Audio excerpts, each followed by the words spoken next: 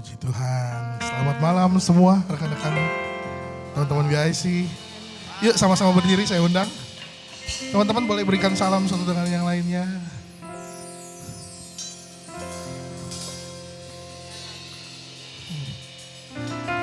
Berapa banyak dari kita yang malam hari ini datang hadir di tempat ini karena kita sungguh-sungguh mengasihi Tuhan.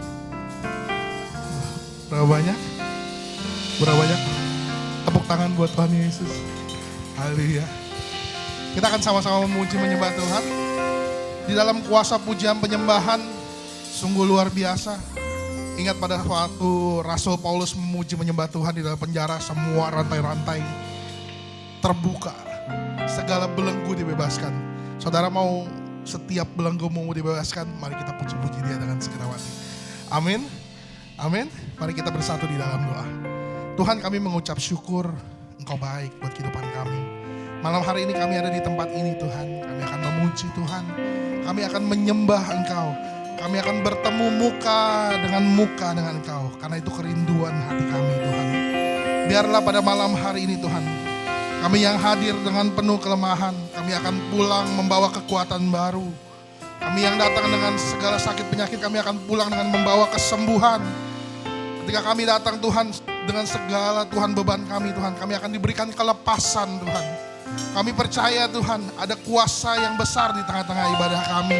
Ada Engkau yang besar di tengah-tengah ibadah kami. Dan akan memberikan kami hal yang luar biasa pada malam hari ini. Karena itu kami mengangkat kedua tangan kami di hadapan Tuhan pada malam hari ini. Sebagai tanda penyerahan hidup kami dalam tangan-Mu. Dan kami akan muji-muji Engkau. Kami buka ibadah kami di dalam nama Tuhan Yesus Kristus. Setiap kita yang percaya, mari kita sama-sama katakan amin. Puji Tuhan. Amin. Haleluya. Hati kita percaya kepada Tuhan. Haleluya.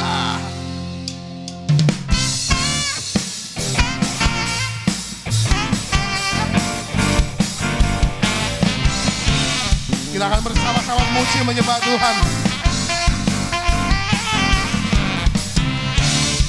Tuhanlah kekuatan dan mazmurku, Dia gunung batu dan keselamatanku. Hanya padamu hatiku percaya, Kaulah menara dan kota perlindungan. Mari katakan bersama. Ku mau selalu bersyukur sebab cinta-Mu padaku takkan pernah berubah.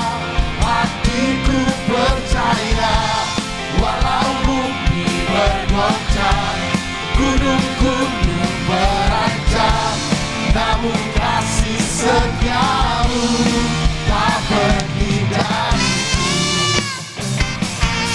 Sebab Dialah kita, gunung batu dalam kehidupan kita. Amin.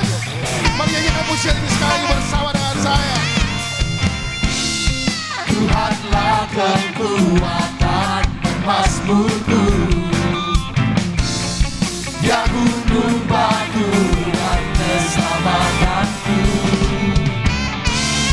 Hanya padamu hatiku percaya, sebab Dia menara, Kaulah menara dan kota perlindungan. Ku mau selalu bersyukur sebab cinta-Mu padaku takkan pernah berubah. Hatiku percaya walau bumi bergoncang, gunung-gunung beranjak, namun kasih setia-Mu tak pergi. Mari katakan, ku mau selalu bersyukur sebab cinta-Mu padaku takkan pernah berubah. Hatiku percaya walau bumi bergoncang, gunung-gunung beranjak, namun kasih setia-Mu tak pergi dari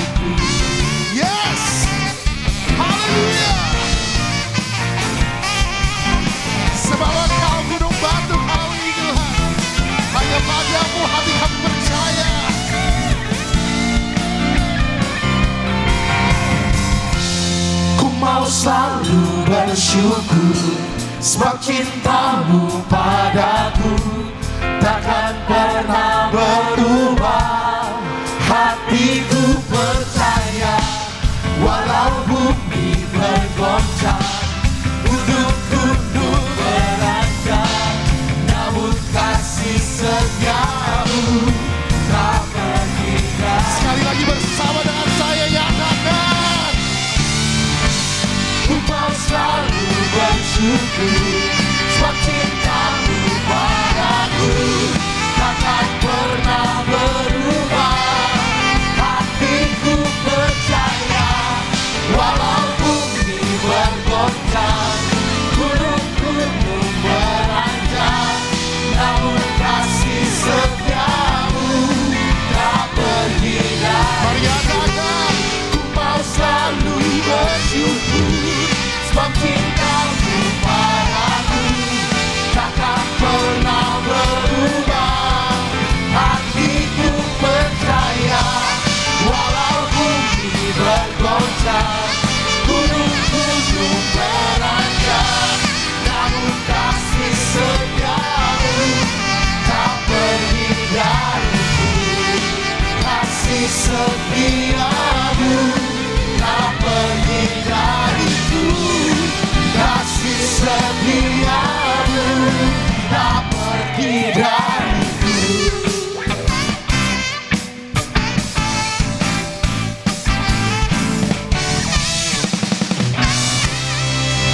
Ya.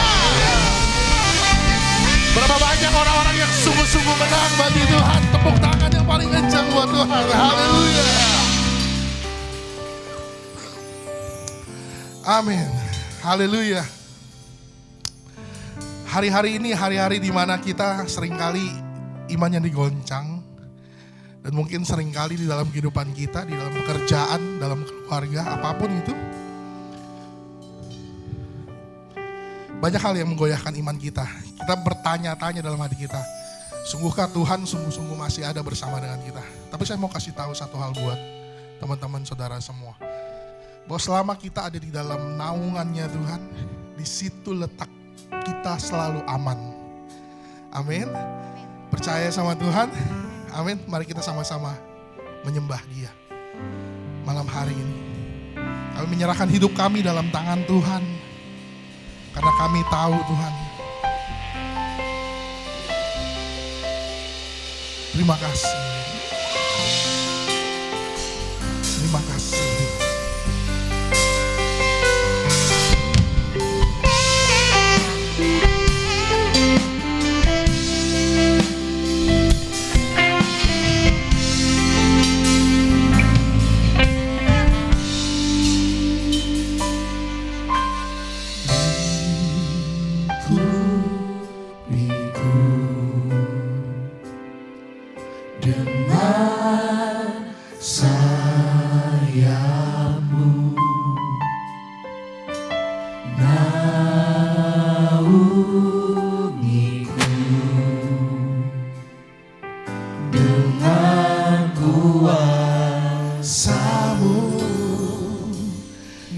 Saat badai bergelora,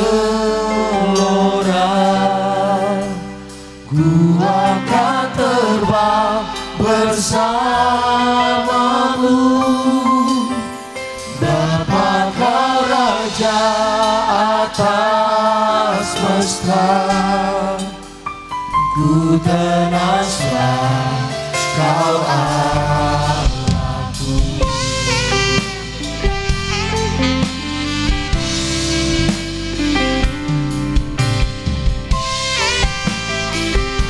Kau Allah yang selalu membuat kami tenang Tuhan.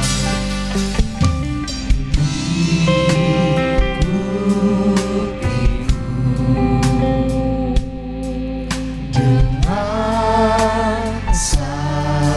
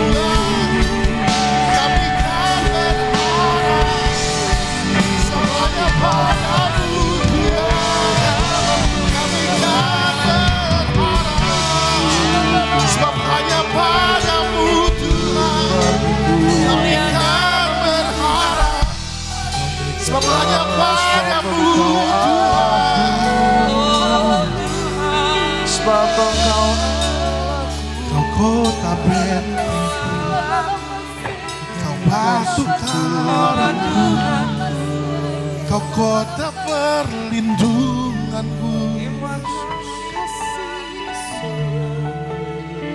Hanya padamu Tuhan, tiada yang lain, tiada yang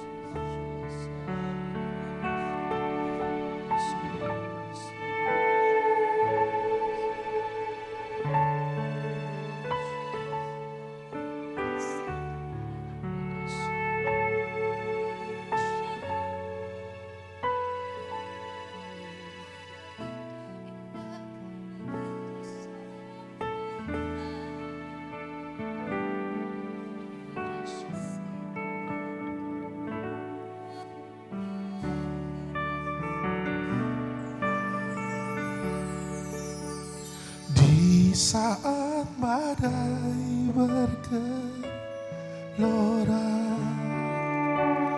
ku akan terbang bersamamu. Bapa kau Raja atas semesta, ku tenang sebab kau Allahku. Di saat badai bergelora, ku akan terbang bersamamu. Bapa kau Raja atas semesta, ku tenang di saat badai bergelora, ku akan terbang bersamamu. Bapa kau Raja atas semesta, ku tenang sebab kau Allahku. Ku tenang sebab kau Allahku. Ku tenang sebab kau Allahku.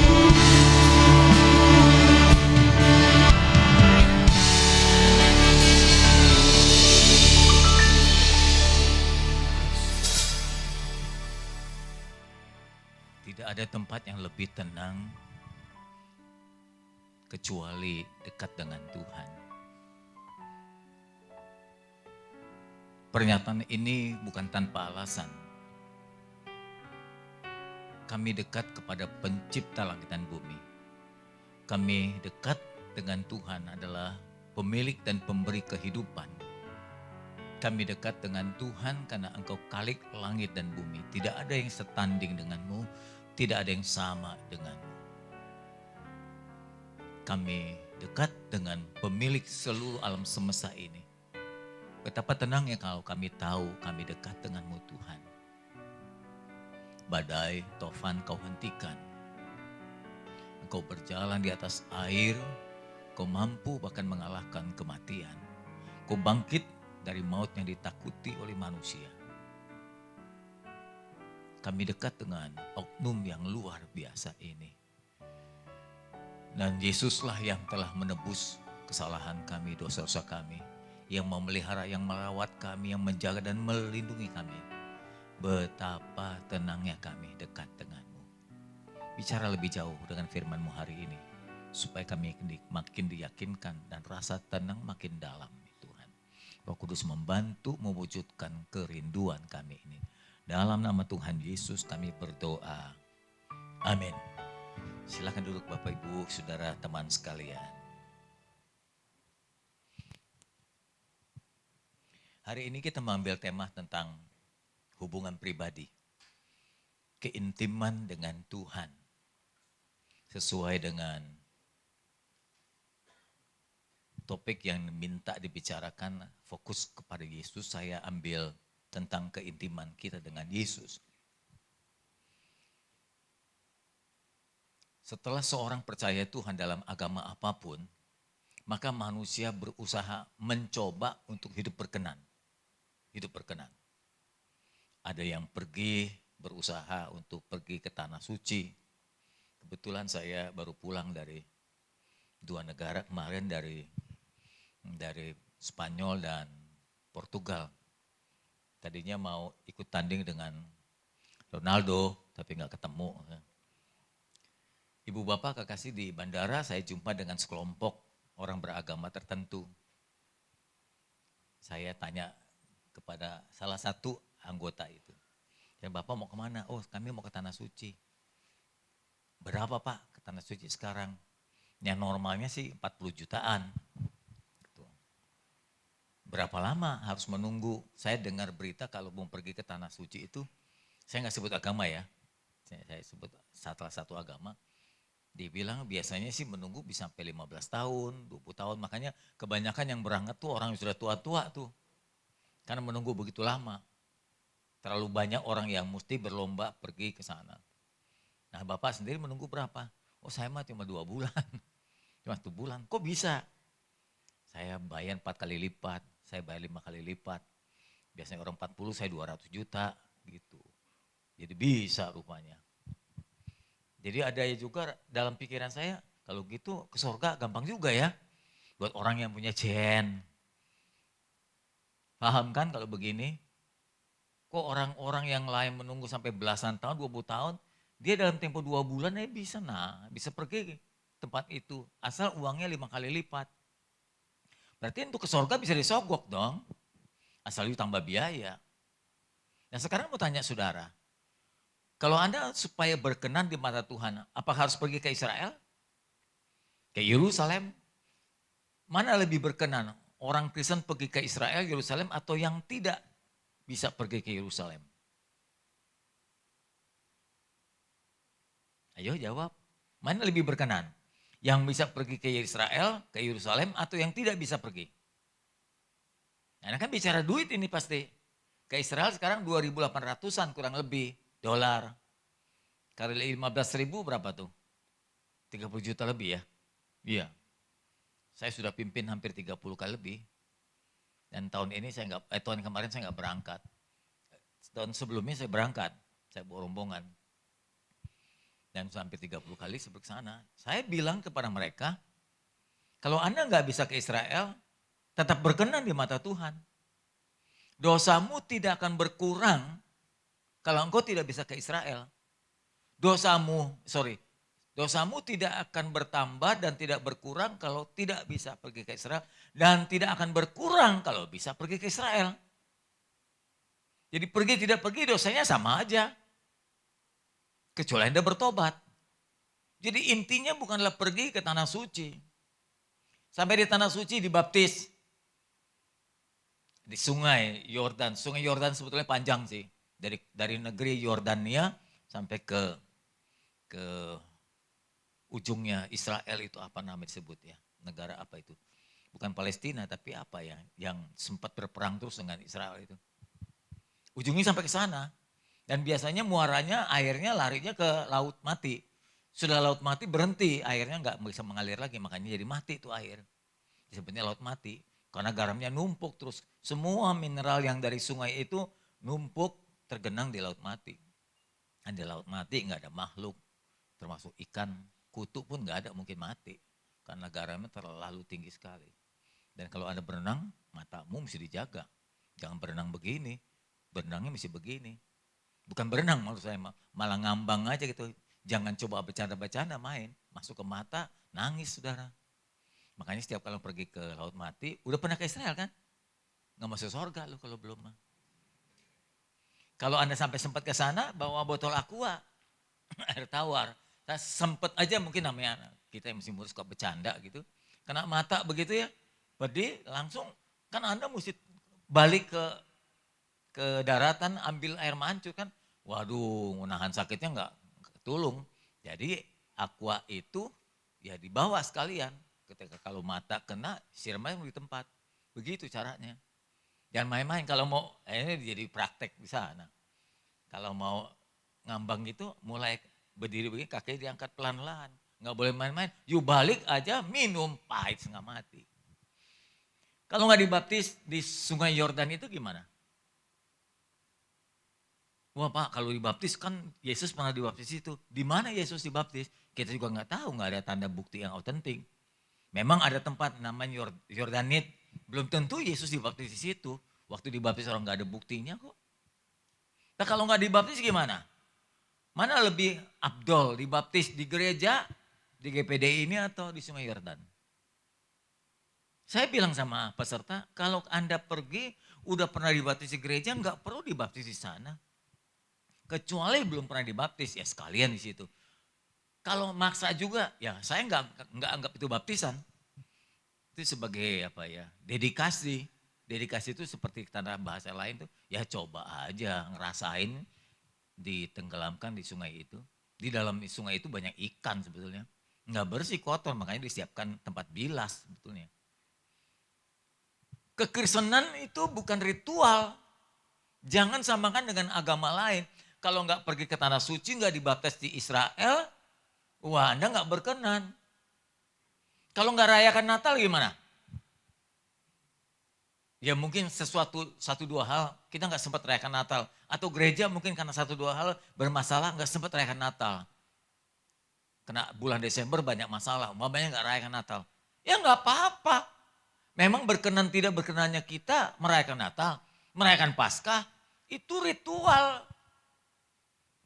Salah apa merayakan Natal? Enggak salah juga. Anda menyukuri, Anda gunakan kesempatan untuk mengabarkan Injil saat Natal. Boleh saja kalau sampai tidak bisa merayakan Natal, ya nggak apa-apa juga.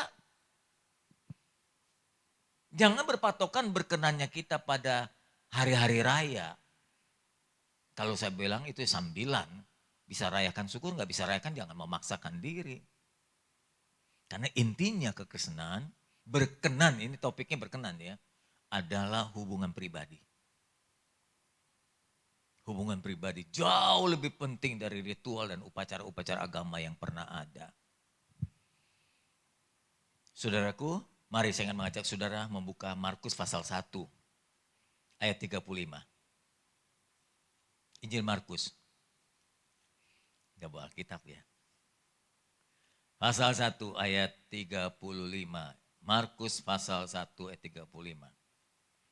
Mari kita baca bersama. Kalau Anda punya HP ya silahkan buka di HP.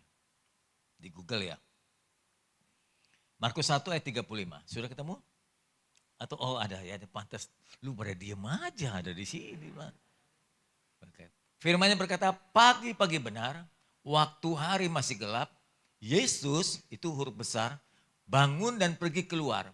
Yesus pergi ke tempat yang sunyi dan berdoa di sana. Ini teladannya. Inilah arti Kristen. Yesus sendiri memberikan contoh kepada kita menjadi Kristen yang benar, mestinya memiliki hubungan yang benar dengan Allah penebus kita. Kalau bisa pagi silakan pagi. Kalau mau nggak bisa pagi, Anda biasanya pulang malam gitu ya kan. Pulang malam kan nggak bisa langsung tidur. Apalagi Anda sudah lelah gitu, nggak bisa langsung tidur. Kemudian kayak saya begitu lelah malah bisa tidur. Ya. Apalagi kalau lagi minum kopi, nggak bisa tidur saya. Kalau saya minum kopi tidur, tumpah semua kopi ke sini. Lah iyalah. Lagi tidur minum kopi ya tumpah semua kemari ya tuh. Nggak bisa tidur. Saya sudah minum kopi, bisa tidur. Ibu bapak saudara, jadi biasakan kalau Anda nggak bisa pagi ya malam. Pokoknya bergaul dengan dia. Mau pagi, mau siang, silakan. Pak, saya cuma bisa punya jam kantor waktu istirahat saja. Malam saya pulang udah kelelahan mau tidur. Silakan juga. Jam kantor gunakan dari jam 12 sampai jam 1. Setelah makan secepatnya yuk punya hubungan dengan Tuhan. Boleh juga, Tuhan bisa maklum. Yang penting hubunganmu dengan Tuhan berjalan baik. Kata baik itu kan tergantung Anda ya. Anda atur begitu rupa. Itu yang namanya Kristen. Seperti Yesus tiap pagi dia bangun, dia pergi ke tempat yang suci supaya tidak terganggu oleh kegiatan lain. Usahakan ketika Anda bergaul dengan Tuhan, jangan terganggu dengan kegiatan lain. Cari waktu yang paling tepat di mana engkau tidak terganggu dengan kegiatan-kegiatan lain. Kalau terganggu nggak bisa konsen. Satu kali Anda datang sama bos dipanggil. Ketika dipanggil, terus Anda ngobrol dengan HP-mu juga. Ngobrol dengan bos, ditampar lu pasti. Bosnya bilang kurang ajar, kamu tidak menghormati saya. Sementara sedang ngomong lu pegang HP, lu ngobrol dengan HP yang lain. Itu namanya nggak menghormati.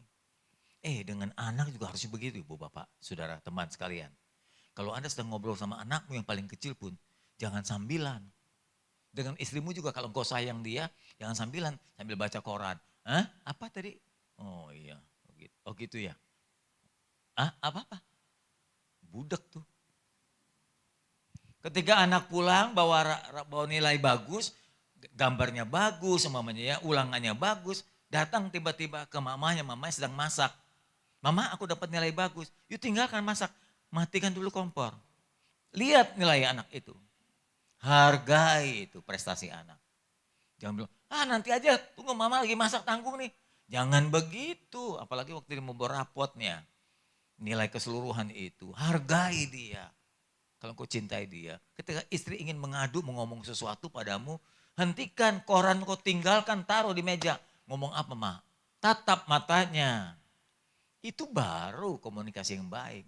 Itu namanya mencintai, mengasihi. Jangan sambilan. Sebaiknya ketika Anda mau bergaul dengan Tuhan, juga jangan sambilan. Hormati Tuhan kita. Yesus bangun pagi, lalu dia datang mencari tempat suci. Dia berdoa dengan Bapaknya. Itu inti Kristen, bukan ritual. Bukan ritual. Ya, bukan ritual. Kenapa ini terjadi? Kenapa ini menjadi keharusan kita sekalian, saudaraku? Saudara, kalau kekristenan itu merupakan hubungan, bukan ritual. Ya, kadang-kadang ibadah begini menjadi ritual kalau Anda salah nafsir. Salah pengertian. Saya mesti ke gereja loh. Enggak ada kata mestinya. Itu kesadaran. Karena engkau mengasihi Tuhan, engkau datang kepada dia. Membina hubungan secara pribadi. Tadi diajak menyembah itu masing-masing tuh mestinya. Saat ada penyembahan engkau berbicara masing-masing kepada Tuhan. Dalam kumpulan corporate, dalam kumpulan bersama, engkau masing-masing bergaul dengan Tuhan. Berbicara dia dalam penyembahanmu. Dan kebiasaan seperti ini nanti dibawa ke rumah. Di rumah juga nanti punya hubungan pribadi lagi. Nah itu namanya Kristen. Itu namanya hubungan pribadi. Ya. Pribadi itu bukan ritual agama. Umpamanya contoh ritual agama. Kalau saya mau ketemu Tuhan nih, menghadap kemana ya? Gitu. Kalau Anda berdoa menghadap kemana? Hah? Oh mesti ke timur ya? Emang Tuhan tinggal di timur? Pak kalau saya nggak ke sana kan itu menghadap kota suci. Kekristenan nggak begitu. Yuk mau ke kiri, mau ke kanan, mau ke belakang. Tuhan nggak pernah dipantatin. Pak kalau saya ke kiri, Tuhannya di belakang gimana? Ya lu balik lah. Atau kebetulan Tuhan di belakang, kita ke depan. Tuhannya yang ke depan kita. Jangan khawatir. Kenapa begitu? Tuhan maha hadir. Dia roh. Lu mau belok kemana aja dia ada di hadapanmu. Doa di mana saja dia ada. Tidak ada tempat yang tidak suci di mana Tuhan ada. Jangan bilang Yerusalem suci. Kalau Yerusalem dengan Jakarta lebih suci mana? Anda berdoa di Jakarta dan saya berdoa di Yerusalem. Mana yang didengar Tuhan? Doa kita. Ayo jawab. Mana? Ya tergantung. Tergantung keseriusan kita, berkenannya kita, bukan tempatnya. Anda pikir Yerusalem suci ya? Banyak copet tahu. Pergi yang ke Israel, tanya ada yang pernah kehilangan paspor, kehilangan dompet. Kalau you ke Yerusalem atau kota-kota lain di Israel, you taruh dompetmu di belakang tasmu, ada paspor uang, itu milik dia. Ada istilah kalau dompetmu, tasmu taruh belakang milik dia. Kalau engkau taruh di depan itu milikmu sendiri. Dengan kata lain begini, kalau punya sesuatu taruh di depan. Kau jaga dia, kalau perlu pegang begini saja kalau jalan. Di tempat-tempat yang suci itu, di tempat doa Bapa kami, tempat Yesus dibaptiskan, hati-hati makin ramai tempat itu makin banyak copet. Ada tempat judi nggak? Banyak Yerusalem sama ke Tel Aviv. Maaf saya tanya lagi, ada tempat pelacuran nggak? Jangan tanya, ntar lu ke sana lagi. Sama saja kota yang ramai seperti Shanghai, Yerusalem tempat ramai. Kalau andanya, oh Yerusalem, kota mulia. You pikir Yerusalem mana tuh? Ini dinyanyiin. Yerusalem sana, salah. Alkitab itu membicarakan sana Yerusalem, langit dan bumi yang baru. Bukan kota Yerusalem sana di Israel. Ini belum pernah pergi sih, kalau udah tahu. Wah ternyata copet ada, tempat judi ada. Enggak ada beda, semua tempat orang berdosa kok. Di Yerusalem banyak orang berdosa, di Jakarta juga sama. Surabaya sama juga, Singapura sama juga. Tokyo sama, Hong Kong sama. Tempat semua orang berdosa. Saya pernah khotbahkan di gereja, temanya gereja, orang suci jangan ke gereja. Kalau orang sudah suci jangan ke gereja, dilarang. Saya tulis, dilarang orang suci ke gereja. Temanya bikin orang pusing. Kok nggak boleh? Nah kan udah suci lu. Ya gitu gereja apa? Tempat orang brengsek. Tempat orang berdosa. Gereja itu kayak bengkel. Semua yang masuk ke bengkel itu kendaraan-kendaraan yang dari rusak kecil sampai rusak besar. Gereja itu seperti rumah sakit. Yang masuk rumah sakit memang semestinya adalah orang-orang yang sakit. Dari sakit biasa, sesak napas, sampai jantung, paru-paru segala macam. Keluar dari rumah sakit sebaiknya orang itu sudah sembuh untuk membawa yang lain yang sakit. Itulah gereja.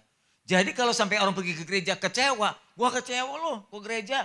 Oh ternyata di gereja banyak yang brengsek. Lah lu mesti tahu di gereja itu tempat orang brengsek lagi dibenahi. Tempat orang berdosa yang bertobat sedang dibenahi, dibentuk begitu rupa.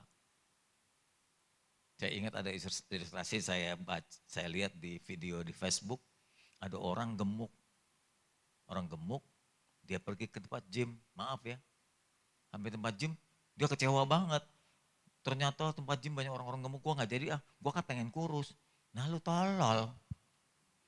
Justru tempat gym itu tujuannya tuh menguruskan badan kan, membentuk otot, menghilangkan lemak. Lu datang ke tempat gym kecewa lihat orang gemuk, justru orang gemuk datang ke tempat gym. Jangan kecewa. Ini cuma ilustrasi saja. Ke gereja juga sama. Kayu pergi ke gereja ketemu orang brengsek itu. Ada orang menyinggungmu, ada orang yang membuat engkau tergesekkan. Biasa itu. Dia belum terbentuk banyak. Dalam gereja itu nggak tahu persentasenya berapa ya. Mudah-mudahan gereja makin lama yang terbentuk itu makin dewasa makin banyak. Tapi ada juga jemaat, gereja sudah lama puluhan tahun masih belum terbentuk. Ya brengsek semua. Jangan kecewa. Jangan kecewa mesti tahan banting kita. Paham ya? Dengar ya dewasa muda ya. Kalau engkau udah kebaktian saat ini, lalu sudah beberapa kali dikecewakan temanmu, itu biasa. Di sini bukan tempat malaikat. Di sini separuh setan. Masih bagian hidup lama tuh masih ada. Belum kudus semuanya, belum sempurna kita. Termasuk si pengkhotbah ini. Kalau kata-kata saya nanti menyinggung, atau sikap saya menyinggung, atau sikap pimpinan gereja saudara menyinggung, itu lumrah manusia. Jadi jangan kecewa dengan gereja. Kalau berkata, wah gue mah pikir gereja mah tempat suci, lu sendiri aja lu gak suci. Orang lain bisa menyinggung lu juga bisa menyinggung orang lain. Kita sangat ada kemungkinan cenderung untuk menyakitkan orang lain. Jadi jangan kecewa. Berpikir dan berkata dewasa lah. Begitu ya. Baik, saya lanjutkan lagi. Jadi kembali ke masalah tadi. Kalau namanya ritual, jadi ada persyaratan.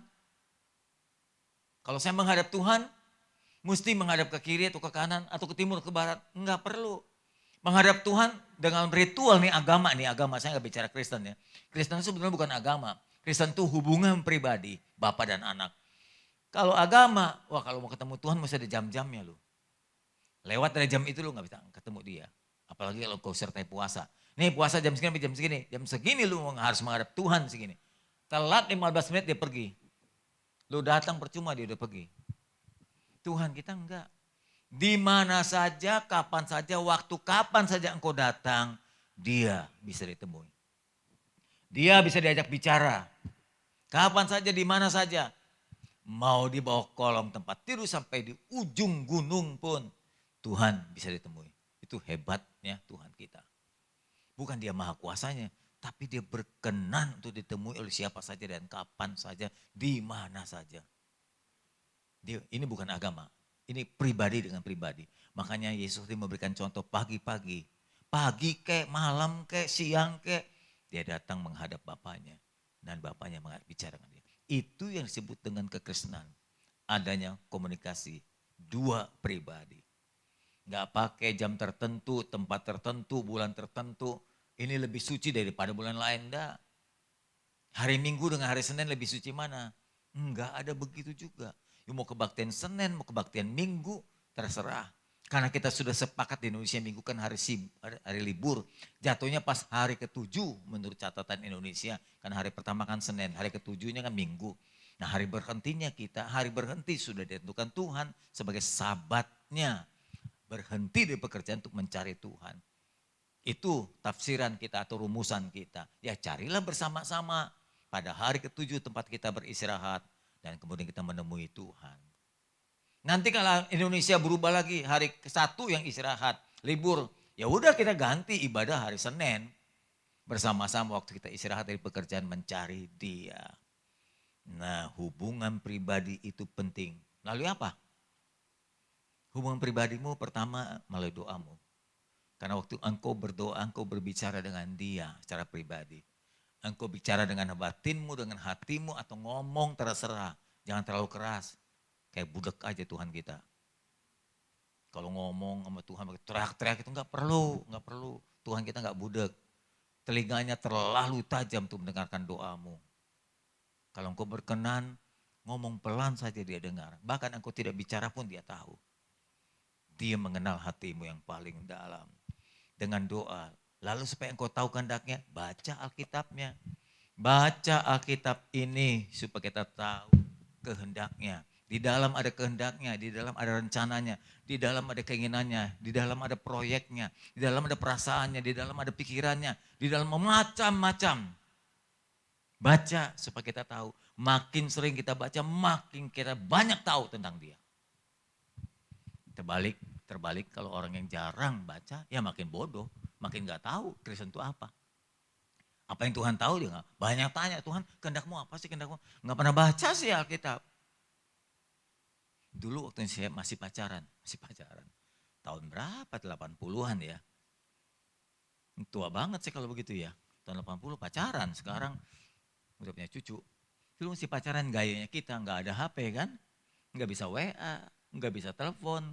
Dulu di rumah gak punya telepon. Kalau udah punya telepon hebat banget lah. Tahun 79-an gitu. Kekasih saya sekolah ke Surabaya. Kita kirim pakai surat. Aduh, pengen ngomongnya susah banget. Betapa senangnya kau dapat surat. Kau dapat surat, itu surat dibaca ya. Kirim sekali bisa bacanya 748 kali loh. Iya. Baca di tempat waktu masih beli makan, baca gitu. Senang banget. Sampai maaf buang air aja kita baca juga. Makin banyak kita terima suratnya, kita makin tahu apa yang menjadi pergumulan dia. Apa yang dia pikirkan, apa yang dia rasa, apa yang dia inginkan. Makin banyak surat kita baca. Sekarang suratnya itu disatukan oleh Tuhan.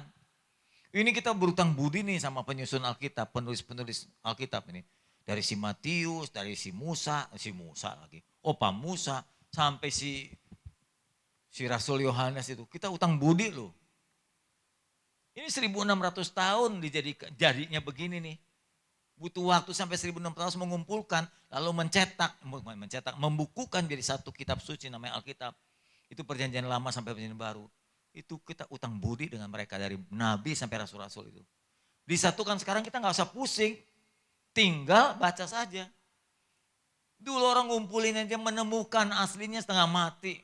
Kalau Anda pergi ke Qumran, itu ada cerita sejarahnya dibuat dari kulit kambing, kulit hewan, domba.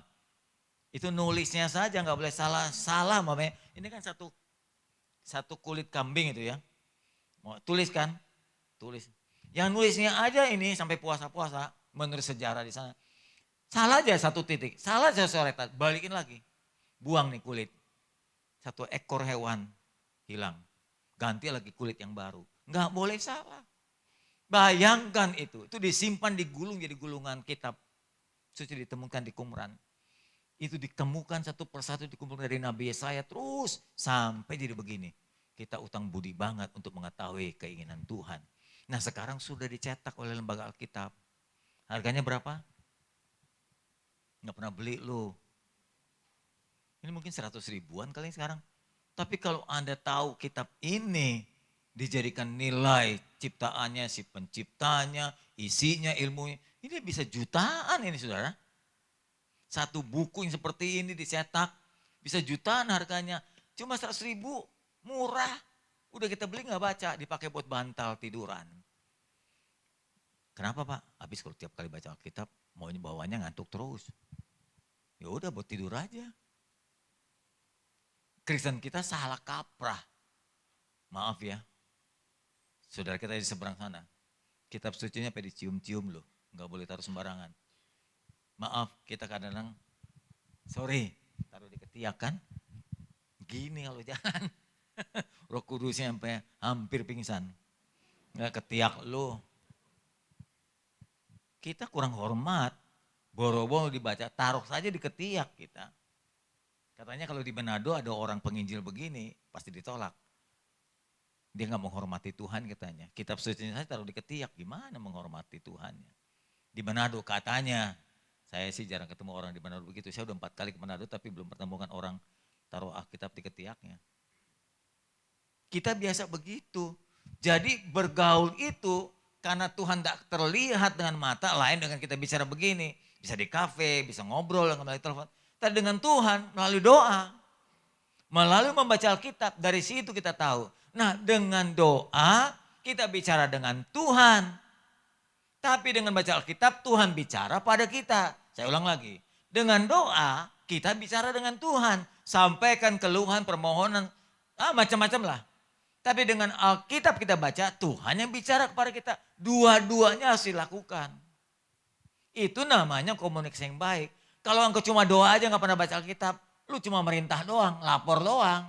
Tuhannya kapan ngomong?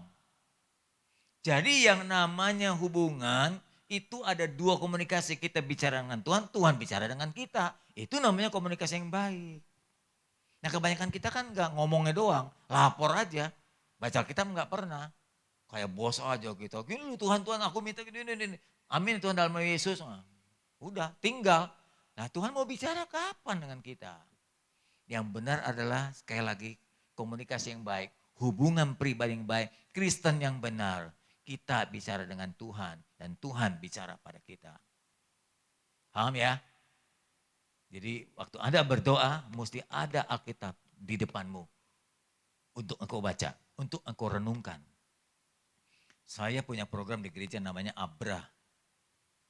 ABRA itu singkatan A, B, R, A. Ayo baca dan renungkan Alkitab.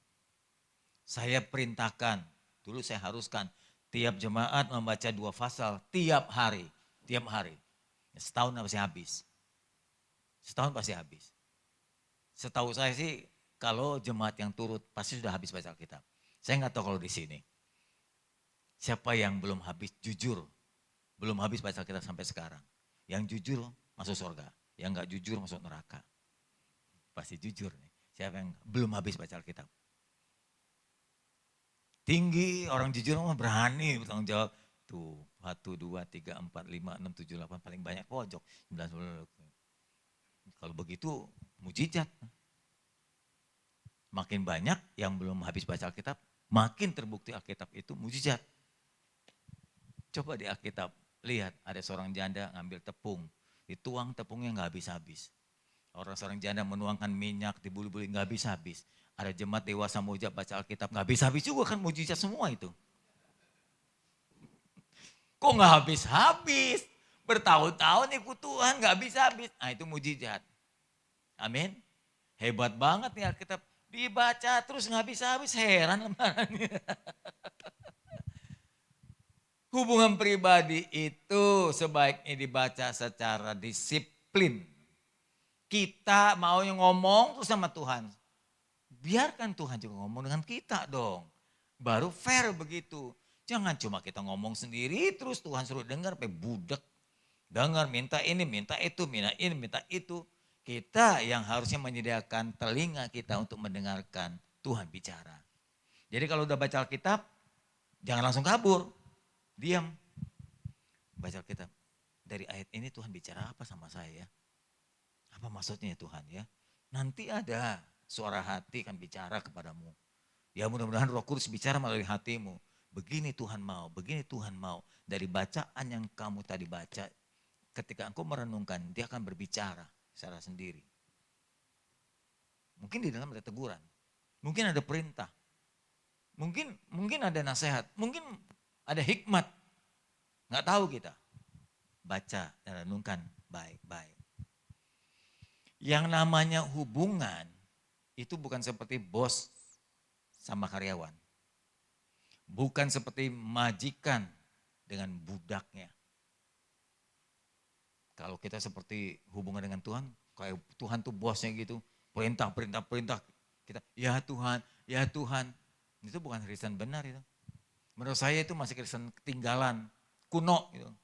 Kalau Anda dan saya menganggap Tuhan tuh kayak bos, kita kuno. Kayak saya nggak bilang sejajar. Ya. Bukan seperti pimpinan dengan bawahan juga, itu hubungan juga, tapi itu bukan hubungan pribadi. Itu hubungan kerja, hubungan bisnis, hubungan organisasi gitu. Tapi hubungan kita dengan Tuhan seperti bapak sama anak. Kalau bapak sama anak, setahu saya nggak ada syarat. Bapaknya sedang pimpin rapat di sebuah perusahaan besar. Tiba-tiba anaknya datang, nggak ketuk pintu lagi, masuk aja ngomong, papa aku ini, nggak pakai syarat. Karena bapaknya sendiri. Coba kalau pegawai masuk, ketuk pintu dulu, minta izin sama sekretarisnya dulu. Apalagi pimpinan di sedang rapat, nggak boleh diganggu. Kalau hubungannya dengan Tuhan, kapan saja, di mana saja, dan situasi apa saja, kita bisa bicara dengan dia. Kita bisa ngomong dengan dia. Seenaknya seperti bapak kita sendiri. Dia sering menyebut dia, Abah ya Bapak. Itulah kita dengan Tuhan. Gus Dur pernah berkata, orang Kristen itu paling dekat sama Tuhan ya.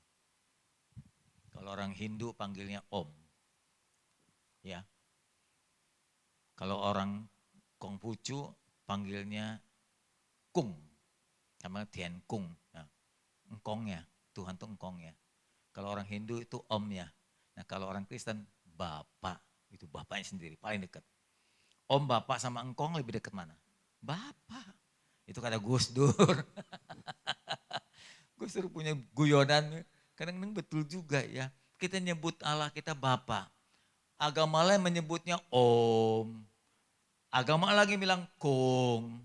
Tian Kung coba tuh. Kung. Engkong. Hubungannya jauh. Hubungan yang paling dekat pribadi adalah Bapak sendiri. Luar biasa banget gitu. Ini sebetulnya kesempatan saudara ketemu dengan dia. Ya. Nggak ada agama, jangan bicara agama. Kita bicara hubungan darah. Anak dan Bapa. Dengan hubungan pribadi, berdoa, membaca Alkitab. Sekali lagi kita tahu kehendaknya, kita tahu cara berpikirnya, kita tahu perasaannya, kita tahu kasihnya, kita tahu pengampunannya, kita tahu rencananya. Semua kita makin tahu banyak. Dengan sering bergaul, akhirnya kita nggak salah paham. Sebab tujuan bergaul adalah mengenal. Sekali lagi, tujuan bergaul adalah mengenal. Salah satu jenis Anda bergaul dengan Tuhan adalah ibadah. Ini ibadah juga salah satunya. Tadi diajak untuk menyembah, diajak untuk menyanyi, sekarang diajak untuk mendengar. Ini juga suara Tuhan. Dengar dia, Tuhan mau apa? Dengar, Tuhan mau apa hari ini? Tuhan mau kita punya hubungan pribadi. Ini salah satu temanya. Nah, tujuannya supaya kita kenal, oh Tuhan mau saya mengenal Dia. Tuhan mau saya mengenal lebih jauh dengan bergaul. Oke. Sebab tanpa bergaul, makin jauh kita nggak bergaul, hubungan kita jauh, makin kita nggak kenal siapa Tuhan itu. Akhirnya cuma apa ya, kulit aja gitu, Kristen kulit. Cuma ritual-ritual aja. Oh saya merayakan Natal, saya merayakan Paskah, ya. Saya minggu ibadah, tapi nggak pernah ada hubungan pribadi. Di rumah nggak pernah jalin hubungan pribadi, nggak pernah berdoa, nggak pernah baca Alkitab. Pokoknya seminggu sekali atau sebulan sekali waktu perjamuan kudus saya datang. Kristen ini Kristen kulit yang begini, bukan Kristen isi. Nggak berbobot Kristen begini. Ya. Akhirnya nanti dia anggap Tuhan pun salah. Dia pasti gambarkan Allah itu salah. Saudara sebelum menikah dengan pacarmu, kau kan pacaran dulu kan? Biasanya rata-rata pacaran berapa lama? Rata-rata itu kalau pacaran berapa lama? Saya 5 tahun. Dengan pacarnya sekarang jadi istri. 5 tahun. Karena ya situasinya nggak memungkinkan saya untuk cepat menikah. Saya jadi butuh waktu sampai 5 tahun. Saya 5 tahun baru saya putuskan untuk tukar cincin, tunangan dan kemudian menikah. Kalau kalian pacaran berapa tahun untuk menikah? Rata-rata yang sudah menikah berapa tahun pacaran? Siapa yang sudah menikah angkat tangan? Oke, bro berapa lama pacaran? 7 tahun. Lu lebih lama dari gua pemencah rekor lu. Bro berapa tahun pacaran? 6 tahun. Oke, yang tadi mana angkat tangan lagi? Tadi yang sudah menikah. Oke, berapa tahun pacaran? Hah? 5 tahun. Alah, lama-lama banget lu. Oke. Minimal 2 tahun. Siapa yang pacaran 2 tahun? Kecepatan. 2 tahun. Oke. Itu sebelah istri sekarang. Istri ya? Oke. Saya. Siapa yang udah menikah di sini? Pak Benny berapa lama pacaran? Hah? 1,5 tahun? 3,5 tahun? Oke. Minimal 2 tahun. Minimal 2 tahun. Lumayan. 2 tahun. 2 tahun kalau nggak bergaul dengan efektif, nggak kenal. 5 tahun sih pasti kenal lah. Ya, lama. Udah banyak bon yang dikumpulin juga ya. Bon beli bakmi, bakso gitu ya dikumpulin. Kadang-kadang ada orang gini, gue pacaran udah begitu lama akhirnya putus. Makanya saya anjurin, lu waktu pacaran bon-bon itu dikumpulin. Kalau putus kita bagi 2 ya nggak? Nggak ada yang rugi kan kalau begitu. Sebab kebanyakan kalau pacaran kan cowok yang bayar kan. Nah jangan lupa tuh bonnya dikumpulin tuh. Nanti kalau putus kita bagi 2 supaya saling nggak rasa rugi. Ini yang kita makan sama-sama kan. Jadi makan sama-sama bagi 2 dong. Saudaraku, makin lama Anda pacaran semestinya makin kenal. Jadi ketika ambil keputusan mau menikah nggak ragu lagi, kita tahu siapa dia. Dia tahu siapa saya. Kan begitu mestinya ya. Ketika di konseling, siap? Siap Pak. Gitu. Berapa lama pacaran? 17. Ya lama itu mah udah karatan. Kalau 1 tahun atau 2 bulan, saya biasanya langsung saya begini sama calon. Berapa pacaran berapa lama? Baru 2 bulan. Waduh, boleh nggak tunda dulu? Saya langsung gitu ngomong sebagai seorang gembala. Kenapa mau cepet-cepet menikah? Kami mau dikirim keluar kota. Ya pergi aja keluar kota dulu. Nggak usah nikah dulu. Kamu baru 2 bulan nggak kenal siapa dia. Dia bukan kenal kamu. Cuma karena tugas mau pindah keluar kota lalu mau menikah. Ya nggak usah gitu lah menurut saya. Nanti kalau nikah terus kembali cerai gimana? Kan sayang. Tunda dulu aja sekali menguji kesetiaan. Kan begitu. 2 bulan mah nggak cukup kenal pasangan. Kalau saya anjurkan paling tidak 2 tahun. Bergaul dengan Tuhan juga sama. Makin jarang Anda makin nggak kenal siapa Tuhan. Tapi makin sering, makin lama, makin kenal. Kalau Anda dan saya nggak bergaul dengan intim dengan Tuhan dan nggak lama, salah tafsir. Salah tafsir. Maaf, biasanya pernikahan yang pacarannya nggak terlalu lama, pasti lebih banyak ributnya daripada tenangnya. Salah paham terus tentang pasangan kita. Nah orang-orang Kristen yang tidak mengenal Allah karena kurang bergaul dengan Tuhan, dia anggap Allah seperti hakim. Tiap kali buat sesuatu yang salah, waduh, divonis nih saya nih. Pantes saya hari ini flu. Tadi ketabrak bajai, serempet gerobak belum sampai gereja. Ada salah saya tuh, dianggapnya Tuhan sering kali memvonis, menghukum kita. Karena kita anggap Tuhan tukang pukul. Main gebuk, gebuk, gebuk aja. Ya, udah vonis salah, vonis salah, vonis salah. Tadi makanya usaha saya tadi gagal. Order nggak masuk, kalah lagi saya.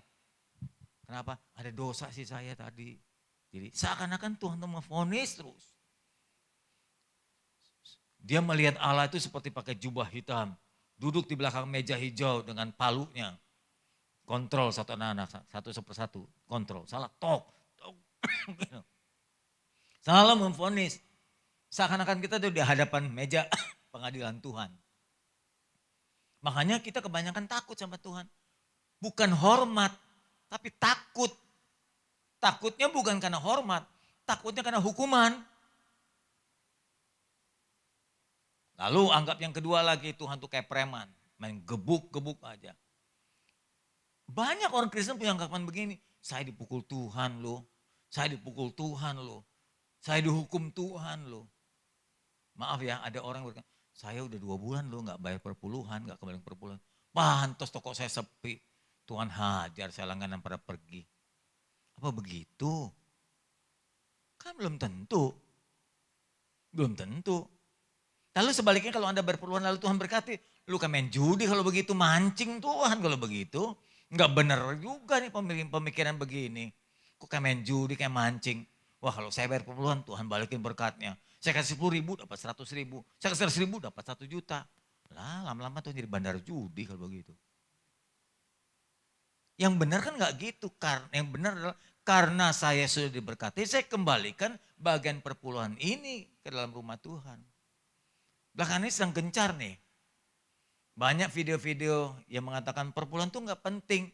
Oh orang saya udah ke Israel di tembok ratapan hamba Tuhan ngomong. Lihat bangsa Israel saja enggak kembalikan perpuluhan lagi. Nah penasaran teman, ada satu teman hamba Tuhan. Kirim orang Yahudi dari Israel, namanya Pak Dani, kebetulan guide tour. Dia kan bisa bahasa Indonesia, diundang ke Indonesia bicara di depan gereja. Betul enggak orang Yahudi enggak kembalikan perpuluhan lagi? Mau videonya? Saya punya nih. Pak Dani namanya, saya pernah dulu dipimpin oleh dia. Saya pernah dipimpin oleh Pak Dani, Pak Odet, Jeremy, ya ada banyak lagi tour leader yang bisa berbahasa Indonesia. Dia bilang memang bait Allah sudah rusak, sudah hancur. Korban tidak pernah dilakukan lagi karena gak ada bait Allah. Tapi sekarang mereka masih beribadah di sinagog.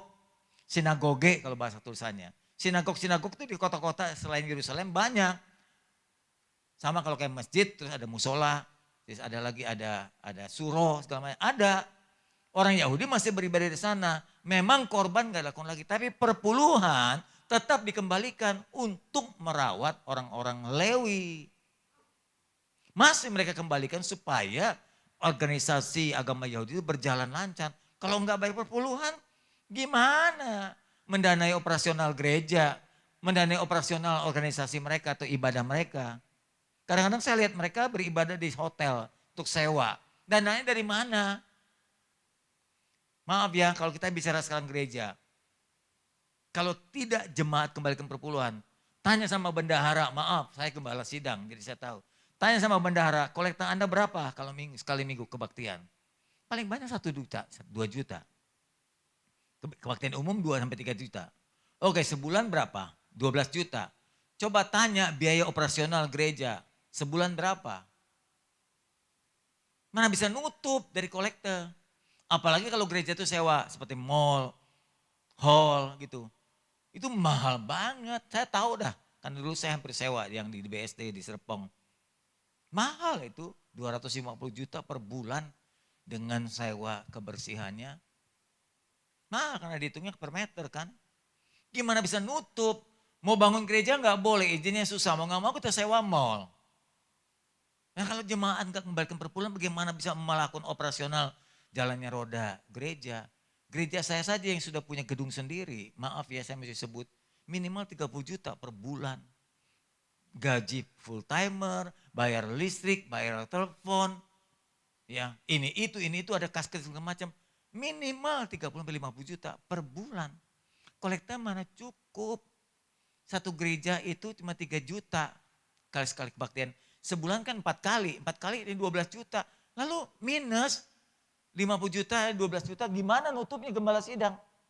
Gembala sidang kan gak kerja, full timer juga, perlu makan juga, ada istri dan anak. Gimana? Ya udah kalau memang gembala gak dikasih makan, gak dikasih berkat, ya kita keluar aja. Gak usah jadi gembala sidang, kita kerja di kantor. Nah gereja gak ada yang merawat, tuh gak ada yang jadi gembala. Berantakan gak gereja?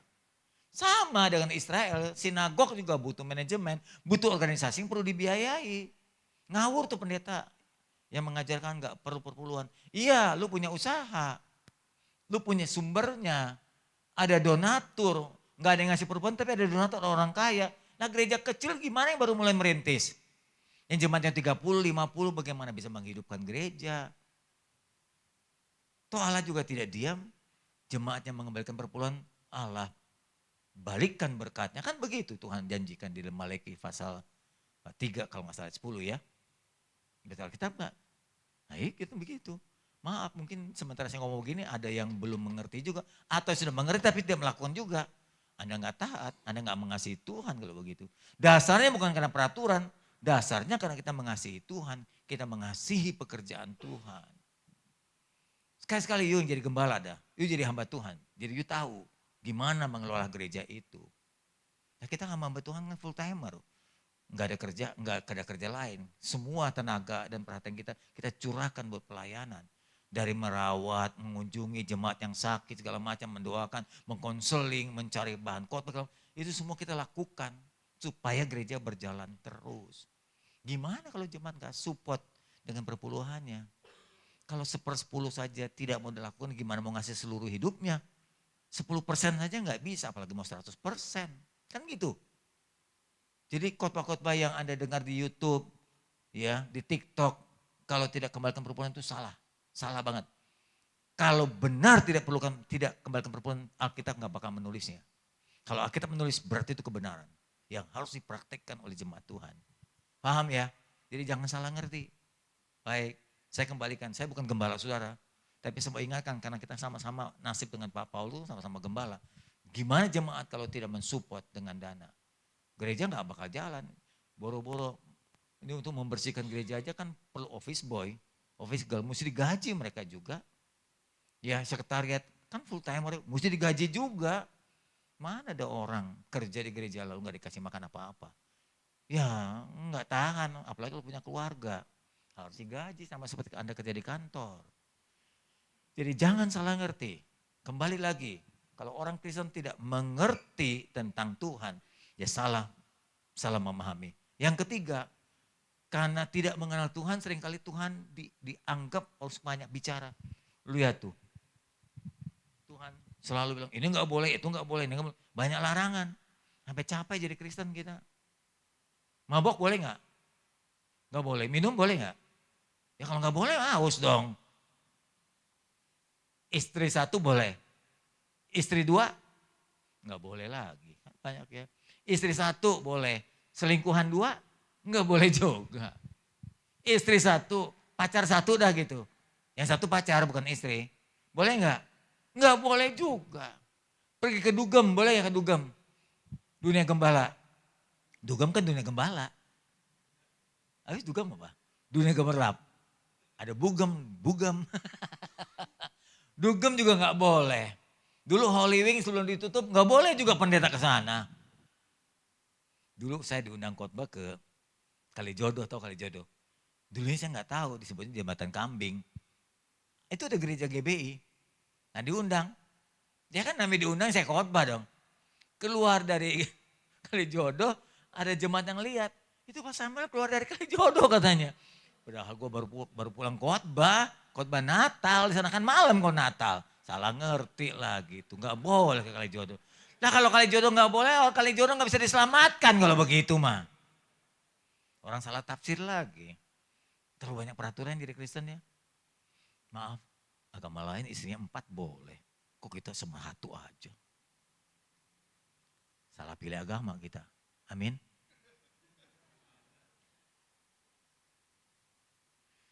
Ibu bapak, 1 aja hampir setengah mati kita. 4 kali mati, bangkit mati lagi. Dengan kata lain, satu aja sudah menyusahkan. Bukan menyusahkan kita, tapi butuh perjuangan. Yuk 4 bagaimana? Tindak adil, omong kosong lu. Adil kalau duit, ya 100.000 ada 4 istri bagi jigo-jigo-jigo. Tapi kalau perasaan cinta kan gak bisa dipecah. Bagaimana ngatur keadilannya? Udahlah jadi Kristen yang benar, amin. Kita lanjut dari papa mama kita. Jangan salah tafsir.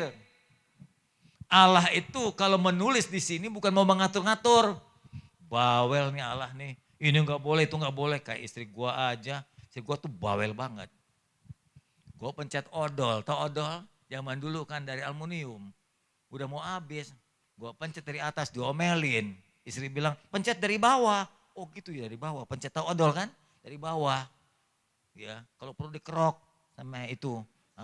Sama sikat gigi itu dikerok. Kerok supaya odolnya naik ke atas begitu. Odol aja diomelin kita. Habis mandi pakai anduk, anduknya diburu-buru taruh di tempat tidur. Diomelin juga loh. Istri ngomong, apa di tempat tidur basah tau loh. Macam-macam. Saya juga heran kadang-kadang kenapa wanita bawel ya. Anda mulai terasa gak? Yang muda, waktu muda gak seberapa. Tambah tua umurmu, bawelmu makin tambah loh. Nanti di atas 50 gak berhenti. Rasanya mau mati kalau gak ngomel. Betul gak gitu? Lihat mama kita dah. Sekarang pertanyaannya kenapa begitu sih? Dari sonohnya ya. Tuhan yang salah menciptakan kita bawel. Tuhan tuh begitu, ngatur mulu. Jadi capek jadi Kristen, lihat aja kalau di buku kita blog gini. Coba lu baca dah. Sampai bebusah lu mulutnya, lu baca Alkitab ini. Bebusah, Tuhan tuh ngomelnya banyak banget. Ngatur kita, karena kita gak kenal Tuhan. Jadinya kita seakan-akan Tuhan tuh terlalu banyak ngatur. Inilah gak boleh, itulah gak boleh. Sebetulnya jadi Kristen cuma satu yang gak boleh, yang lain boleh. Cuma dosa aja yang gak boleh, yang lain boleh. Enak kan jadi Kristen? Cuma dosa aja gak boleh, yang lain boleh. Coba ditanya apa? Hah? Main judi dosa atau enggak? Ya gak boleh. Kalau dosa gak boleh. Punya istri lebih dari satu gak boleh ya dosa. Nipu gak boleh dosa. Banyak makin lama ya dosa berkembang kemana-mana. Nah hubungan pribadi itu penting. Kalau tidak jadi Kristen kulit. Lihat kekristenan itu cuma dari luarnya saja. Ibu bapak kekasih. Kristen-Kristen yang gak pernah bergaul dengan Tuhan tuh Kristen imitasi. Hidupnya gak bakal berubah. Begitu aja dari dulu sampai sekarang 20 tahun kemudian pun sama. Gak bohong, gak nipu, kasar, gak berubah karakternya. Iya. Saya ingin memberikan contoh para saudara. Andaikan, saya kasih contoh, ada Kristen kulit di luar. Andaikan saya pertama kali datang khotbah di sini, diundang Pak Benny. Ketika sampai kemari, saya pakai kaos aja, baju biasa aja gitu ya. Kemudian saya undang di tengah jalan ada preman, rambutnya gondrong, bawa alkohol. Saya bilang, bro, mau gak ke gereja GPD itu di seberang sana, ke Paduri? Ngapain ya? Gua kasih nanti nope ceng. Ngapain di sana? Duduk aja lu. Nanti kalau ditanya ketahuan kalau gua preman. Gampang nanti. Saya cukur rambut dia. Saya suruh dia minum kopi segala macam supaya bau alkoholnya hilang. Saya kasih dia baju putih, celana putih, sepatu putih, gigi sikat putih, pakai topi, pakai serban putih. Sini pakai salib yang gede. Salib mimbar saya pinjam taruh di leher. Dia masuk bersama saya. Nanti saya ditanya sama tuh asyir-asyir di situ. Wah apa kabar bro, apa pak? Ngomong haleluya aja. Tanya apa kabar? Haleluya. Mantap banget. Udah pakai baju putih, celana putih, sepatu putih, pakai salib gede ngomongnya haleluya lagi. Ditanya lagi, dari mana tinggalnya? Ngomong yang kedua, puji Tuhan. Pertama kan dijawab, haleluya. Ditanya kedua, dari mana? Puji Tuhan jawabnya. Jangan jawab yang lain, puji Tuhan. Makan mantap itu yang Aser, luar biasa ini orang udah ngomongnya rohani banget. Tanya yang ketiga, udah makan belum? Ngomong jawab, glory haleluya. Udah haleluya, puji Tuhan glory. Ditanya lagi, balik lagi haleluya lagi. Puji Tuhan lah lalu udah lu gak bakal tanya lagi. Duduk di depan. Anda pasti terka yang khotbah saya atau dia. Yang pendeta dia atau saya. Baju putih salibnya gede ngomong haleluya puji Tuhan. Atau saya yang begini belak-belakan ngomongnya. Mana yang pendeta? Dia yang pakai baju putih atau saya? Anda pasti tebak dia. Karena baru pertama kali ketemu kan. Lihat dari penampilan kulit luarnya kan udah kayak pendeta suci banget itu. Salibnya gede, baju putih ngomongnya haleluya puji Tuhan, gak ada yang lain. Gak ada anjing, kodok, lu kan gak ada begitu. Anda pasti terka, dia hamba Tuhan. Anda terjebak. Banyak orang Kristen kulit juga. Cuma pakai salib, bawa Alkitab, ngomongnya rohani, tapi nipu juga jalan. Ibu bapak, Kristen semacam ini Kristen kulit. Kristen semacam ini gak pernah ditakuti setan. Karena dia gak bakal berubah. Seakan-akan Kristen begini mah. Modelnya begini yang kulit-kulit. Itu dititip setan. Dia sebelum beranak Tuhan. Dia anak setan yang dititip di rumah Tuhan. Dia anak setan yang dititip Tuhan ke rumahnya. Setan ngomong begini. Gua titip ya anak gua ke gereja. Biarin dia kebaktian seminggu 2-3 kali gak apa-apa. Kasih dia baju putih. Kasih dia salib. Kasih dia kolektor. Kolektor berapa sih ngasihnya? Ya ada yang kasih cepek, nopek, gua kasih gopek dah tuh. Setan gak keberatan kita kasih kolektor gede. Kemudian dia ditawarin, ayo jadi asir. Silakan, setan gak keberatan kalau anak Tuhan jadi asir di depan. Sebab dengan asir belum tentu berubah. Yang mengubah seorang kan bukan karena tugasnya. Oh dia bantu jadi singer, silakan. Setan gak keberatan kalau kita jadi penyanyi di belakang. Setan tuh suaranya bagus, lebih bagus dari siapapun juga. Anda tahu Lucifer kan? Itu kepala setan. Dia bilang, gua ajarin lu nyanyi yang bagus. Yang bikin malu ya sama papa dia bilang. Dia ajarin singer, suara yang bagus.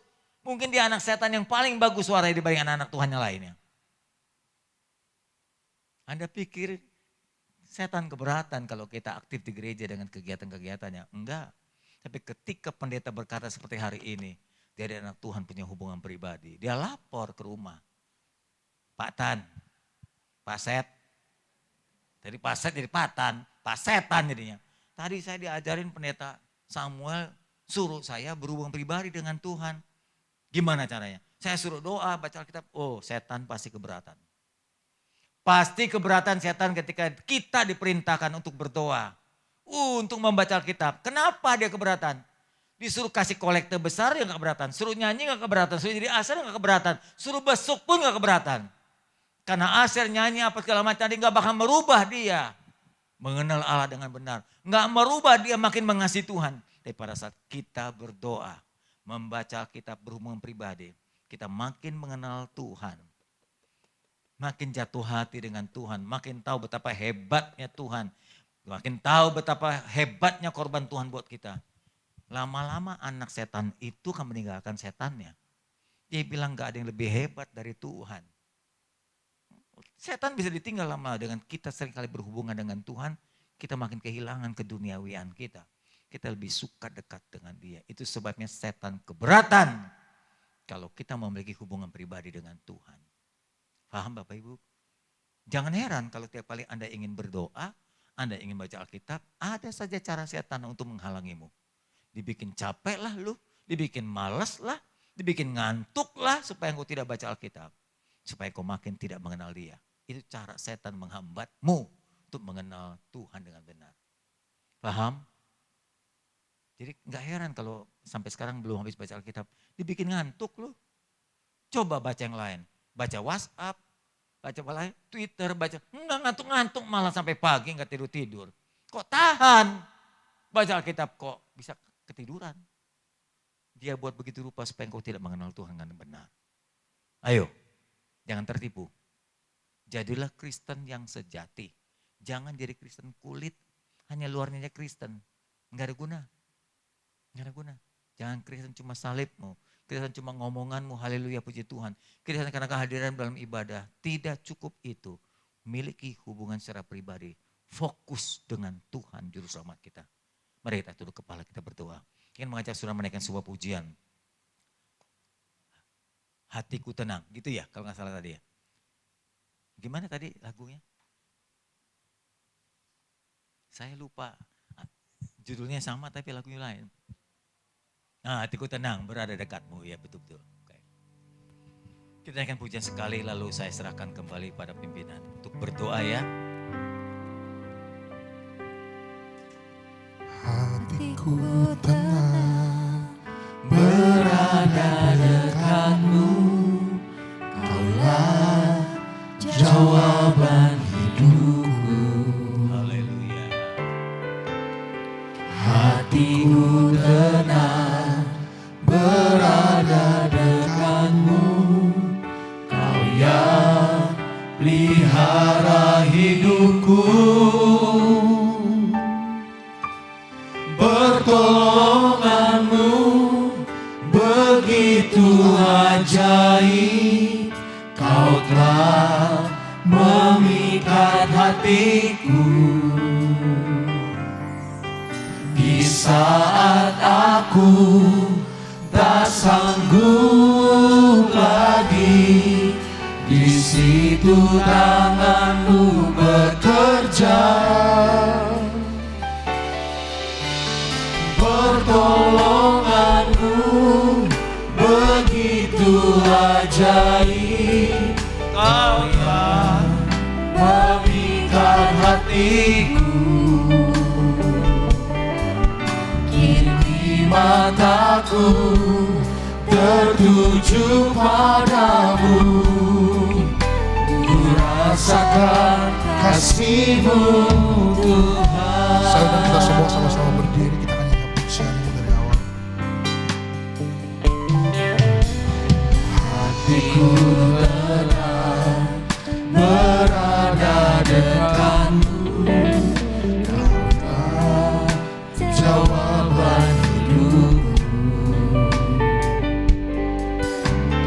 Hatiku tenang berada dekatmu, Kau yang pelihara hidupku.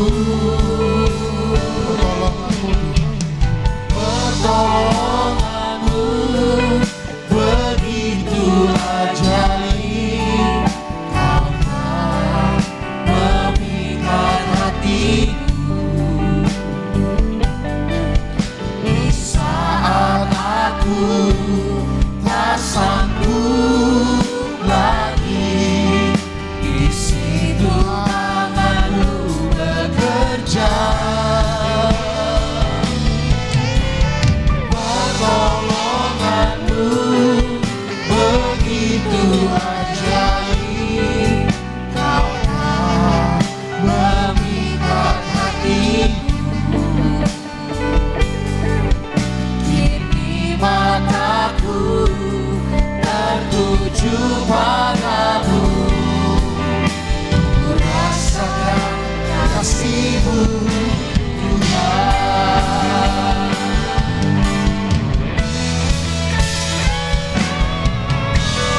Pertolonganmu begitu ajaib, Kau yang memikat hatiku. Di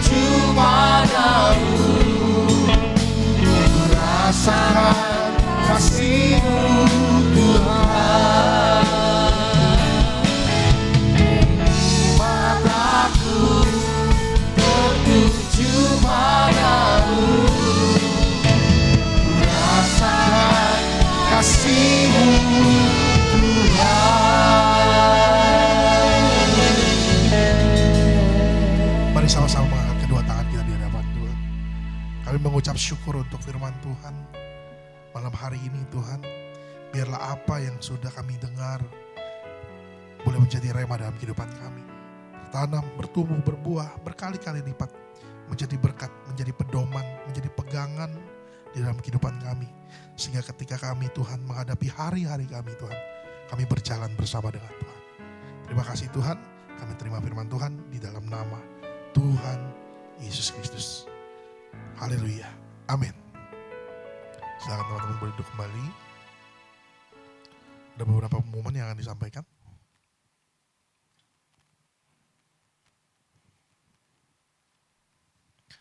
Oke, ibadah BIC Kamis depan tanggal 29 Juni 2023 ditiadakan atau diliburkan. Kita akan bertemu di 2 Kamis berikut, yaitu di tanggal 6 Juli 2023 dan akan dilayani oleh Bapak Pendeta Ridwan Huta Barat. Jadi sekali lagi, minggu depan jangan, Kamis depan kita tidak berkumpul di tempat ini, tapi 2 Kamis berikut ya, di tanggal 6 Juli. Oke, berikutnya. Seluruh informasi BIC masih akan disampaikan melalui WhatsApp grup jemaat. Pastikan teman-teman semua tergabung di grup WhatsApp BIC. Bila belum tergabung, silakan boleh menghubungi teman-teman yang terdekat biar bisa digabungkan di dalam grup BIC. Berikutnya. Selamat ulang tahun untuk Dio, tanggal 18 Juni. Nanti kita akan berdoa bersama-sama untuk Dio. Tuhan Yesus memberkati. Kemudian ada rekan yang baru saja bergabung hari ini. Selamat datang untuk Vincent dan juga Wina. Bila tidak keberatan saya undang boleh berdiri di tempat. Vincent dan juga Wina. Ada Wina di sini. Vincent di mana? Vincent sebelah sana. Silakan teman-teman boleh berikan salam. Bila belum ada komunitas di tempat lain atau di hari Kamis, saya undang boleh bergabung kembali di tempat ini untuk kita sama-sama bertemu dalam Tuhan. Jadwal doa dan puasa BIC masih setiap hari Selasa, diundang untuk seluruh jemaat bisa ikut bersama-sama kita berpuasa dari Senin pukul 10 malam sampai dengan Selasa jam 3 sore. Nah, kemudian untuk hari Minggu ini tanggal 25 Juni, perhatian kepada seluruh pengurus Bless Impact Community untuk kita berkumpul bersama jam 3 sore untuk kita berdoa. Nah, teman-teman yang memiliki pergumulan dan membutuhkan bantuan doa bisa menghubungi tim doa dari BIC di nomor yang ada di layar, silakan boleh dicatat. Tuhan Yesus akan menolong kita semua. Oke, saya rasa pengumuman sudah selesai, saya serahkan kepada Ko Beni.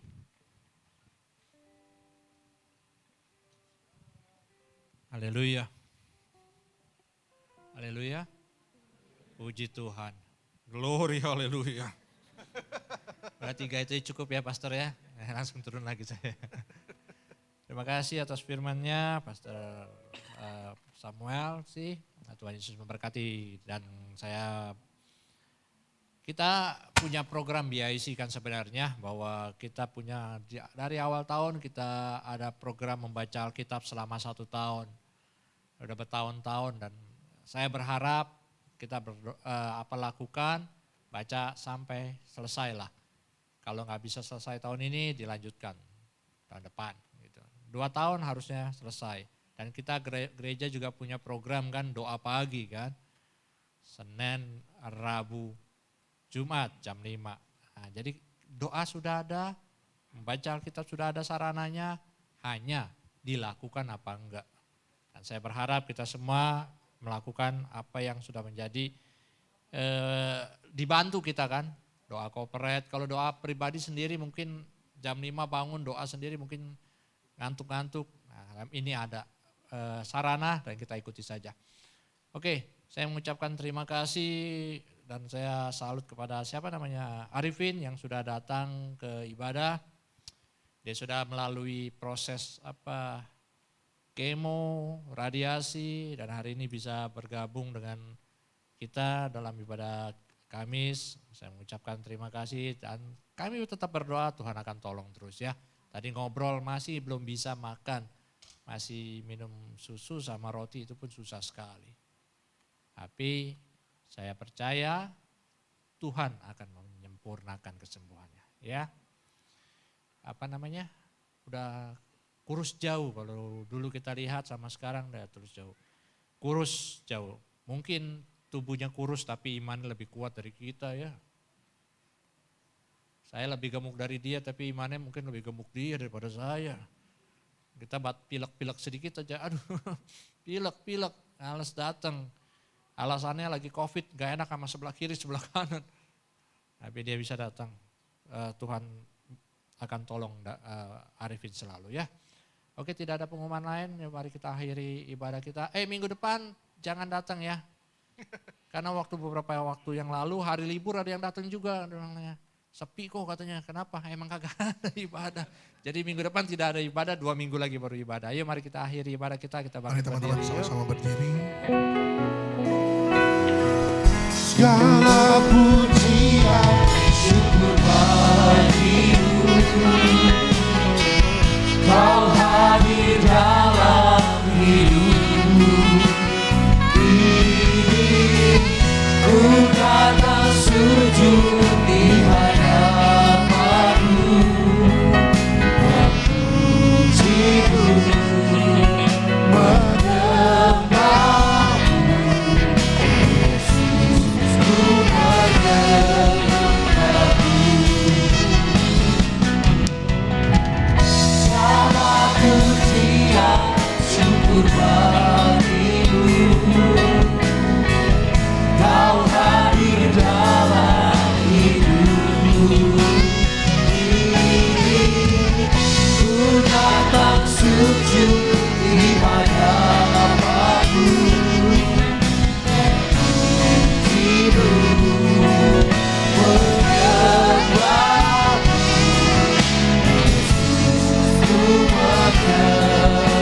Yesus, ku menyembahmu.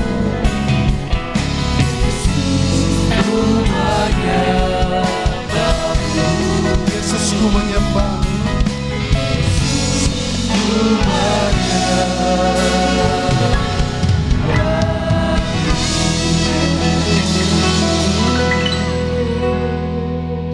Segala pujian, syukur, hormat hanya bagi nama Tuhan Yesus Kristus. Kami mengucap syukur Tuhan karena kebaikan-Mu, ibadah ini boleh berlangsung dengan baik. Kami mengucap syukur karena kemurahan-Mu lah, Engkau hadir di tempat ini. Kami mengucap syukur karena kebaikan hati-Mu, Engkau masih berfirman kepada kami pada malam hari ini. Semuanya ini karena kebaikan-Mu ya Tuhan. Dan untuk itu segala pujian, hormat, syukur hanya bagi nama Tuhan Yesus Kristus. Kami mengucap syukur ibadah sudah berjalan dengan baik. Kami berdoa untuk Pendeta Samuel, Tuhan pakai dia dengan luar biasa dalam pelayanannya, dalam keluarganya, juga Tuhan berkati segala apapun yang dikerjakannya Tuhan buat berhasil. Kami berdoa untuk gembala senior kami, Om Paul dan Tante Paul di usia yang lanjut Tuhan. Kami berdoa kasih setia Tuhan tidak pernah meninggalkan Bapak rohani kami, ini gembala kami. Kau terus dan terus menopang Om Paul dan Tante Paul. Berkati juga Kosemi Tuhan sebagai wakil gembala. Dan biarlah Kosemi selalu ada dalam kehidupan hidupnya, selalu menjadi berkat untuk gereja ini dan membimbing kami untuk lebih dekat kepadamu. Terpujilah Engkau kekal selama-lamanya. Untuk yang berulang tahun Dio Tuhan hamba berdoa sebagaimana Kau telah tolong tahun yang lalu, di tahun ini bahkan tahun-tahun hidupnya Tuhan akan menolong Dio menjadi orang yang berhasil dan terlebih yang takut akan Tuhan. Untuk teman-teman yang baru Tuhan, ada Vincent, ada Wina Tuhan, hamba menjambut mereka dalam kasih keluarga-Mu Tuhan, hamba menyambut mereka di dalam komunitas ini sebagai satu keluarga dan biar kami dapat bertumbuh bersama-sama untuk mengenal Engkau dengan lebih baik lagi. Untuk para pelayan-Mu apapun yang jenis pelayanan yang mereka sudah ambil, WL, singer, pemain musik, lighting, asyar, multimedia, Tuhan berkati mereka dengan berkelimpahan. Untuk persembahan hamba berdoa dalam nama Tuhan Yesus, apa yang mereka tabur akan mereka tuai sesuai dengan firman-Mu dalam nama Tuhan Yesus. Tuhan hamba berdoa juga untuk pemilu yang akan datang. Hamba berdoa semuanya tahapan-tahapan dapat berjalan dengan baik. Dan kami percaya Tuhan, seorang pemimpin sudah Engkau siapkan buat kami. Pemimpin yang baik untuk kami dan pemimpin yang membangun kami juga untuk bebas beribadah kepada-Mu. Terpujilah Engkau kekal selama-lamanya. Di akhir ibadah ini Tuhan, hamba membawa hidup hamba dan para jemaat-Mu ke hadapan-Mu. Mari angkat tangan. Tuhan hamba memberkati dengan berkat daripada Allah Bapa, Putra, Roh Kudus.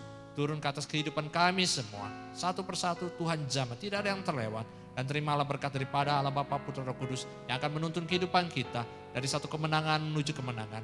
Yang akan menuntun kehidupan kita sampai kita berjumpa dengan Allah Tuhan Yesus Kristus dalam kerajaannya yang kekal. Dalam nama Yesus, yang percaya terima katakan amin. Tuhan Yesus memberkati. Sampai berjumpa 2 minggu lagi.